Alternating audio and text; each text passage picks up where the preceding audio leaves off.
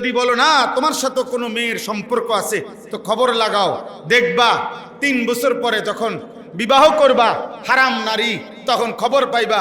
তুমি 6 মাসের ভিতরে খবর পাইবা তুমি যেমন 12 ঘাটের ফানি খাইছো, ওই মেয়েও 16 ঘাটের ফানি খাই আইছে। হ্যাঁ, তো কোরআনের ওয়াদা, আমি তো খোলামেলা বললাম। এটা কোরআন, সরাসরি আল্লাহর কোরআন বলছে। সূরা নূরের মধ্যে স্পষ্ট আছে, স্পষ্ট।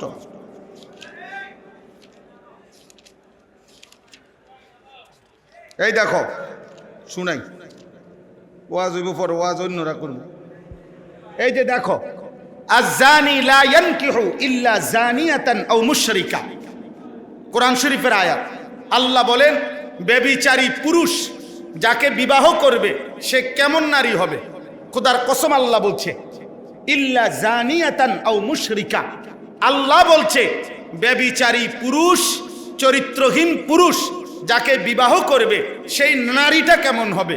আল্লাহ বলছে 2টা হবে, ইল্লা জানিয়া, সেটাও হবে আরেকটা ব্যভিচারিণী নারী, আও মুশরিকা, অথবা মুশরিক কোন বেঈমান নারী। একেবারে বাংলা কোরআন শরীফ আয়াত, ডাইরেক্ট কথা, বাংলা কথা, মানে কোনো ঘুরানো পেছানো কথা না, পরিষ্কার একেবারে সাফ কথা, কোনো ব্যাখ্যা নাই। ওয়াজ-যানিয়াতু লা ইয়ানকিহুহা ইল্লা জানিন আও মুশরিকুন। এবার আল্লাহ পরের শব্দ বলছে কোন ব্যভিচারিণী নারীকে, শোনো ভাই, মহিলারাও শোনেন, মা বোনরাও শোনেন।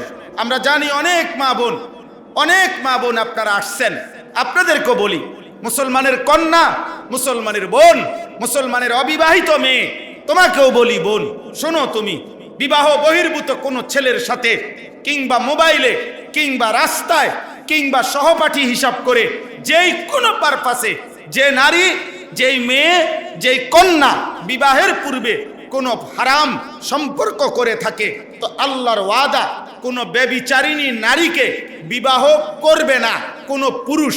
যেই পুরুষটাই বিবাহ করবে তার পরিচয় কি হবে? আল্লাহ বলেন ইল্লা জানিন আও মুশরিকা, নিশ্চিত ওইটা কোনো ব্যভিচারী পুরুষ হবে অথবা বেঈমান পুরুষ হবে। সুবহানাল্লাহ, মালিক স্পষ্ট ব্যাখ্যা দিয়েছে।